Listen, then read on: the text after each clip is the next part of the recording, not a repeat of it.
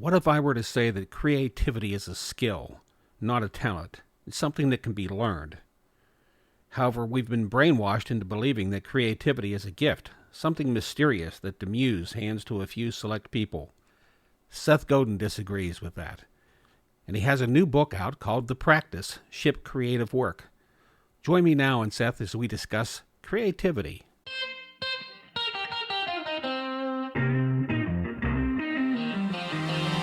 Hi, this is Bob Poole. Welcome to the Water Cooler Hangout. For over 40 years, I've been helping people like you grow and prosper. Please join me and guests like Seth Godin, Guy Kawasaki, Lauren Cordain, Beverly and Tim Walden, Phil Elmore, and more as we share real-life stories about sales, marketing, leadership, creativity, and current events. Need help in moving to the next level? Find out how others have done it by listening to the Water Cooler Hangout.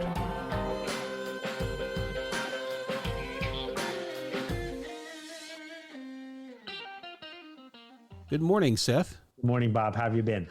Thank you for asking. I've never been better, actually. You have a new book coming out. Yeah, new book coming out November. It's called The Practice. It's about shipping creative work, and it's as universal as it sounds. I was curious about the name, The Practice. Why The Practice? The practice is at the heart of what it means to commit to this creative work, not getting hooked on the outcome, not doing it when we feel like it, not waiting till the muse appears, not believing that we need to be touched by something external. The practice simply means we chop wood, we carry water. We show up, we do it for the right reasons, for the right people. And if it doesn't work, we learn something. And if it does work, we do it again. I was telling my wife a little bit about what I read about the practice and about creativity. And the first thing she said to me was, well, you know, I'm not creative. And I said, I'd like to have had $1 for each time I've heard that in my life. Right. So I think we can agree that everyone has been creative at least once. At least once they said something that was a little funny. At least once they found a shortcut. At least once they helped someone go forward with a new way of thinking. So it is not correct to say, I am not creative. It might be correct to say, right this minute, I am not being creative. Mm-hmm. But of course, each one of us can be creative. The challenge is to do it more and to do it on purpose. Yeah, and I think I explained to her, I said, you know, let's think about what you really do in your job. And I said, you're the best at what you do. and you know you're the best at what you do. So you are creative. And she thought about it for a while. And she said, yeah, you're right. I guess I am. But I was thinking, I can't draw, you know. So that was her idea. Yeah, no, I know someone who went to college, majored in business, discovered that it was boring and switched to the design school without knowing how to draw anything. And it turns out that design today is not about how can you use a pencil. It's how to use your point of view, how to use your point of view to make things better. And so there is a talent called drawing, but there are lots of talents. Actually, I have to restate that. There is a skill called drawing, and there are lots of skills, and it's one that you can learn if you want, but it's not the most important one. So creativity is a skill, I've heard you say. It's not a talent. Correct. And that's why I had to restate my thing here. That talents are things that we are born with that are immutable. And there are some things in life that reward talent, but not many. So I'll give you an example. Some people think that perfect pitch is a talent, that you are either born with perfect pitch or you're not. For non-musicians, perfect pitch means that you can hear a note and know what it is. And here's an interesting statistic. People with perfect pitch are dramatically overrepresented in China, but people of Chinese descent who are born in the United States are typical about how much they have perfect pitch. So what's going on here? Is it genetically linked to being from China? No. Turns out if you grow up in a house where they speak Chinese, which is a language that is sung as much as it is spoken, you are way more likely to develop perfect pitch. Perfect pitch is a skill. just like drawing is a skill, just like brainstorming is a skill, just like being able to listen is a skill. We get these things from the world around us, and we can learn them on purpose. I never heard that story before. That's really interesting. So creativity, though, in my mind, is something that I always thought you were born with. That people are born and they can learn to be creative, but how do you do that? How does someone learn that if they want to develop that skill? The skill is mostly a combination of seeing the world as it is, which means understanding genre, understanding what came before, because creativity that is successful always rhymes with what came before. It doesn't duplicate it, but it rhymes. Meaning that if Lou Reed had launched Take a Walk on the Wild Side in 1875, it never would have taken off because it didn't work in that culture. That if Van Gogh had been born in 1400 or in 2000, he would not have been an impressionist oil painter because it wasn't of the moment to do that work. So you need to learn to see. That is a skill. And then you need to learn the generous persistence of shipping the work and the curiosity to care enough to ship the work. So I'll give you an example. Most people who play Pictionary poorly. Pictionary is a board game like charades, but on paper. So you get a secret word and you have to draw stuff to get your partner to say the secret word. And what people do is they painstakingly work to draw a picture of the thing itself. But there is no rule in Pictionary that penalizes people for guessing. And therefore, the best way to win at Pictionary is to use metaphor and doodles and fast sketches and get the other person to talk as fast as you are drawing. And then listen to what they're saying and draw some more until, through a process of elimination and the dialogue between them talking and you listening, they come up with the right answer. If you play Pictionary against me and my partner, we will win. And it will look like we are being creative. We are not. We are engaging in a practice. And that practice surfaces something that looks like the magic of creativity. And the same thing is true in every other field. That every singer you care about, every architect that you recognize, every leader you admire sounds like themselves. They rhyme. They are putting something into the world repeatedly for other people with a practice. That is the skill. So do you think people are more creative today or less creative? Or do we even think about it? I mean, is it something that we think about? I think we look at work. We have all forgotten the Triangle Shirtwaist Fire. We have all forgotten the iron mills of the 1880s. We have forgotten kids by candlelight working 18 hours with toxic chemicals in North Carolina. Those things still exist in places in the world where they need to go away. It is unjust. It's unfair. But most people, in fact, every person listening to this doesn't have that job. Every person listening to this has the freedom to bring something new to their work. So I would argue that compared to what's possible, we're dramatically uncreative. But compared to what used to be, we're off the charts. You know, I'm a baby boomer. And I'm wondering, I see a lot of baby boomers who are at the point in their life where they're thinking they want to do something different, something they didn't do before. They want to change, you know, they missed out on something. Some of them have to do it. I mean, some of them need another job, you know, and so they're looking at how to, you know, get into that side gig or job or whatever. And most of them think, you know, that I've talked to, and I've talked to quite a few, they worry about being creative. They don't have the skill. They talk about skills. I don't have the skill to make that transition. I never did that before. I don't understand software, all that stuff. What do you say to them? Well, okay. So first I want to start by saying there's a huge difference between a hobby and a profession. And I love hobbies. Hobbies are important. Having a hobby means that you're doing it for only one person, which is you, and don't try to make money. That when you see people who go to the craft fair trying to make money from their hobby, they're unhappy because they're not making any money and it's ruined their hobby for them, right? And The alternative is to be a professional, and a professional is somebody who makes the choice to serve a market. And you can be a hack as a professional and only serve the market, give them what they want. This is, selling sugared drinks to 4-year-olds. You're not making anything better. You're just giving them what they want.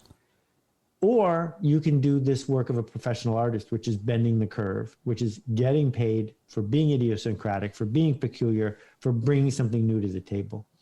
And if I'm 65 or 70 and I'm looking to shift gears, it's a huge leap, unless I have a lot of resources, to say I'm going to start by being a professional artist. I think it doesn't hurt to start by being a professional hack and to say, here I am on Fiverr. You want a logo, I'll make you a logo for $4. Because that process of realizing what the customer wants, now you know that you need to go learn Illustrator or the equivalent. Now you know what it is to ship the work. And you don't have to say, that's the logo I would have made for myself. You get to say, I shifted gears here. I've built my skills. Then, and it's a huge then, after you read my book, you can take a deep breath, get off Fiverr, and become the logo designer you want to become. Because you've paid your dues. You've learned to see the different parts of the market. But I think it's a mistake to say, I'm going to learn to play the guitar. I'm going to start a rock group. I'm going to make original music, and I'm going to have a top 40 hit. And by the way, I'm 72 years old. Right. That's a long lift. I think you should start by playing piano at the Ramada Inn for tips. You said something in the book. You talk about postponing gratification. Yeah. I didn't understand exactly what you meant by that. So the creative process creates tension. Mm-hmm. The tension of it might not work. The tension of, is this good enough? The tension of, how far should I take this? The tension of, where are the edges? And if you can't handle the tension, you get gratification by selling it on Fiverr for $5, by going to the craft fair and showing the work.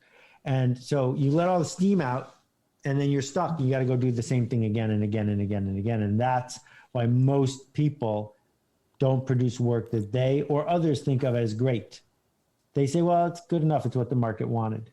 And if we could just postpone a little bit that moment of resolution and add one more zero, add one more layer, as Walt Disney used to say, plus it, right? Mm-hmm. That Walt Disney did not do the first animated cartoons. But what made the cartoons of the first cycle of Disney work is they held on to them a little longer than every other hack shop. And they plussed them. And they, by delaying that gratification, they created a whole new genre of animation. Very good. So you also mentioned something else, and I didn't quite understand this. You said something about avoid reassurance. What exactly? What exactly does that mean?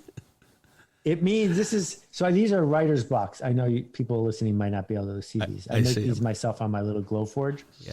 And almost all of them say this one right here, say reassurance is futile. This really bothers people. Reassurance is futile. Here's why it's true.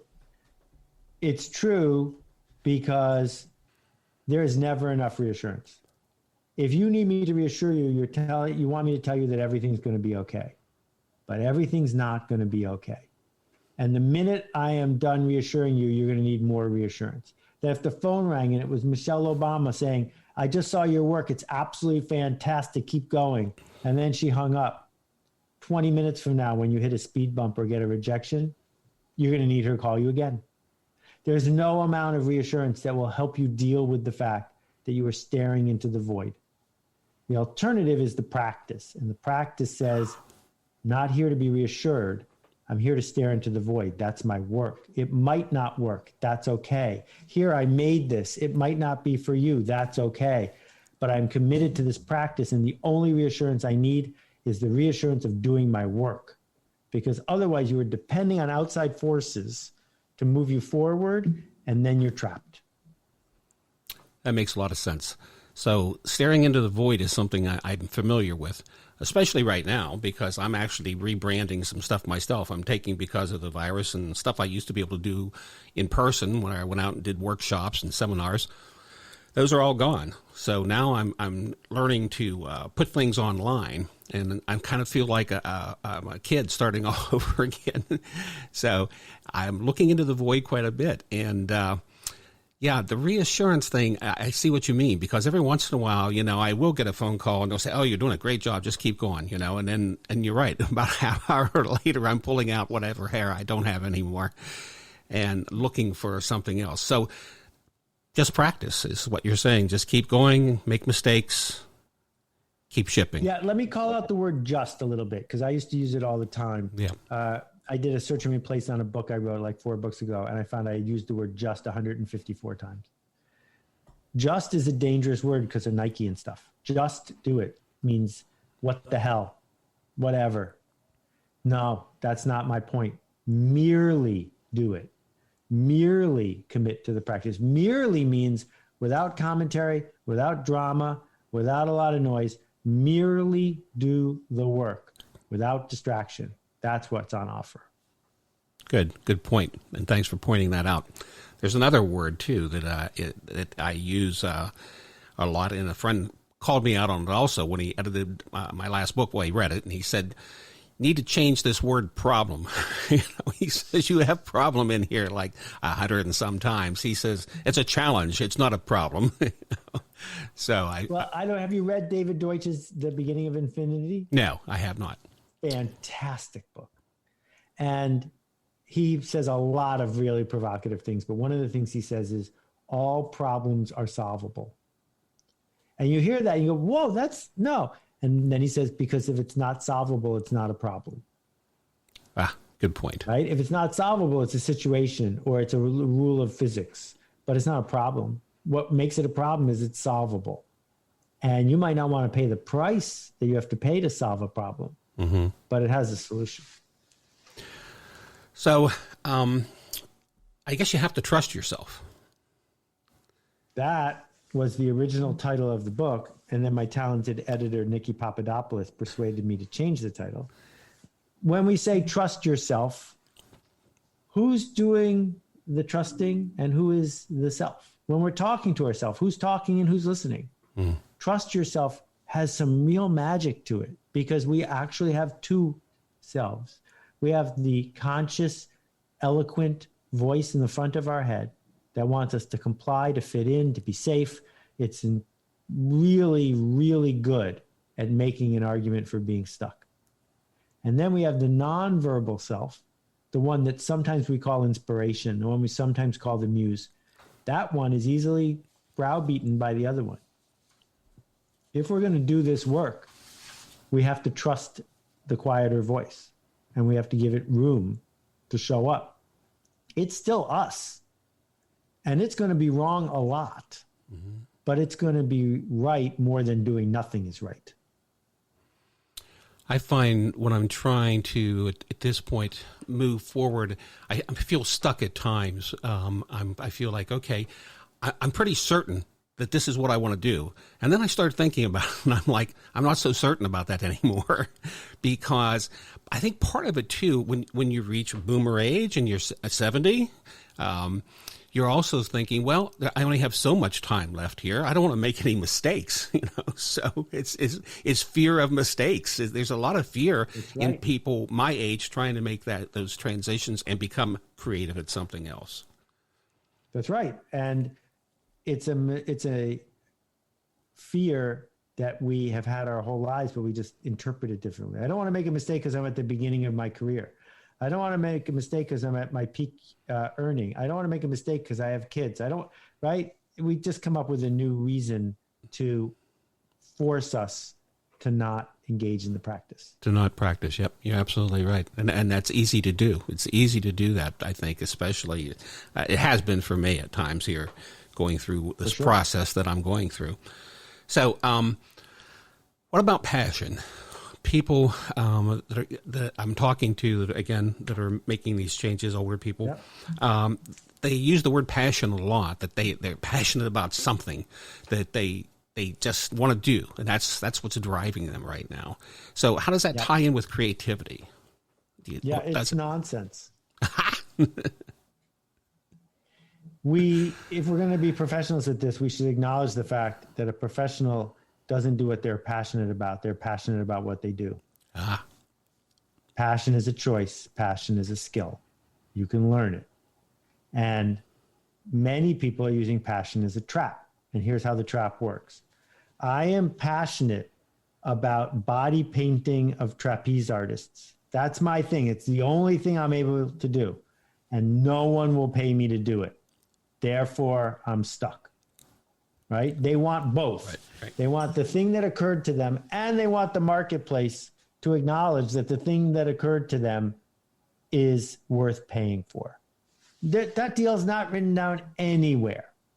And Walt Disney was not passionate about animation or amusement parks. He was passionate about changing people. He was passionate about doing business in a way that let him do more business. And if the animation hadn't worked, well, maybe he would have built a chain of car washes. Mm-hmm. He still would have been passionate about that, because nowhere in his life was he born with a chromosome that said animation and animation only. That's not how it works. And so committing to become passionate about your interactions with other people and your work, regardless of what it looks like, that's the key. My passion, my original passion, was teaching style canoeing in Northern Canada to 12-year-olds and changing their lives. I've been there 42 summers. I'm 60 years old, right? This is something that I love to do, but I can't do it and be a professional at the same time. So transfer that feeling to the work that the marketplace will let me do. I'm still passionate about that work. Mm-hmm. It just doesn't involve a 16-foot long chestnut canoe. That's a great a way to look at this. I mean, seriously, I think that'll help a lot of people that I'm talking to right now when I let them listen to this. So again, you had some ideas in the book. I've got to ask you, okay? Leaders are imposters. I'm like, what does that mean? There you go. What does that mean? So imposter syndrome is something that gets talked about a lot these days. I feel like a fraud. What right do I have to speak up? I'm an imposter. Tell me how to make that feeling go away. How do I get rid of that feeling of being an imposter? And people are surprised at my answer, which is, of course, you feel like an imposter because you are one. Mm-hmm. You are showing up to do something that's never been done before. You're showing up to lead when you're not sure it's going to work. That's what leading is, not managing, but leading. So if you don't feel like an imposter, then you're a psychopath. Feeling like an imposter is a symptom that you care about people, that you are asserting a possibility, and that it might not work. So when that feeling shows up, we say, thank you. Thanks for letting me know I'm onto something. Thanks for being a compass that points me to feeling even more like an imposter. Sure, I better go develop my skills, but skills are not a guarantee. Skills are just the cost of entry. Yeah, I think every time I ever got on stage, right before, maybe an hour before, you have that thing going through your head where you're like, these people don't realize I'm really an imposter. Maybe I'm not the right person to be up here. And I mean, you got all that going through your head, and then you go out and you do it. And then you see the change in people. Yep. And that's where the gratification comes for me, because seeing change there, that's the joy that I get. People, I remember, years and years ago, a man coming to me after a 3-day sales workshop, and he said, I've gone to, and he named, some big top names at the time. He said, I've gone to all of them. He said, I've got more out of this 3 days that I've got out of anything sales-wise in my life. And he says, I want to thank you. And he says, I'm going to stay in touch with you. And he did. He stayed in touch with me until he retired. So wow. that kind of joy for me, seeing that kind of change, is why I do the work. I mean, and that's, I feel badly for people. So again, some of the people I'm talking to that have spent a whole career not doing that kind of thing. They just did a job. They went, they showed up, they did a job, they got paid, and kept their mouth shut. I mean, that's what you hear. I just kept my head down, kept my mouth shut, and kept the job. Exactly. And my entire career has been about upending that status quo. Because in this moment of time, which is so precious, bracketed by the pre-industrial age and global warming on either end, mm-hmm. we built this moment where we get a chance to speak up and make things better. And how dare we waste it? Well, I'm going to use something that you've said when I talk to these people from now on. I hope you don't mind. I'm going to steal it. You say, dance Please. with fear. Dance with fear. Can't make it go away. Yeah. Might as well dance with it. Yeah, it's a great thing. So the book, how's it going if I buy the book, someone's listening right now wants to buy the book, is it going to help them become more creative? I think that I know that anyone who commits to the practice becomes more creative. I can't make you commit to the practice. When we built the Creatives Workshop, which the book is based on, it took me a year. The people in the Creatives Workshop were together for over 100 days. Most of them published new work every single day for 100 days. I didn't do that work. They did that work. All I did was set up a place for them to do the practice. The reason I bothered to make this into a book is because you can buy 3 copies and find 2 other people and do it with them. And if you find a circle of 2 or 3 or 4 people and do the work together and commit to a practice, there is no doubt you will become more creative because it's a skill. And the same way I can teach you to juggle, I can teach you this. And you do it by being willing to let go of the outcome and commit to the practice. Fantastic. So I have to ask you one last thing, though. Get better clients. Right. You know. So this probably aligns really closely with the way you and I look at the world. Yeah. There's a difference between good clients and bad clients. Bad clients want commodity work at the cheapest viable price. Bad clients go to Fiverr. They look at all the people who are offering to make a logo and they pick the cheapest one who's good enough. Bad clients don't really pay on time because they don't have to. And bad clients certainly don't push the people they hire because they just want to solve this exact problem. Good clients aren't just like bad clients who pay more. Good clients are totally different. Good clients don't go to Fiverr. Good clients want to push you and be pushed by you.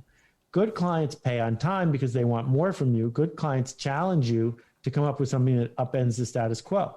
So if you're a freelancer of any kind, part of the work is relentlessly firing your bad clients and then doing work that attracts good clients. So if we think about the greats like Milton Glaser or Chip Kidd, the thing that made them greats wasn't that they had more talent. It's that they did the work to attract better clients. Excellent. Very good. I agree. We do think alike that way. So what other words of wisdom today can we share? You know, mostly you don't need more wisdom. You just need more action. Yeah. This work is going to get done by you, not by me.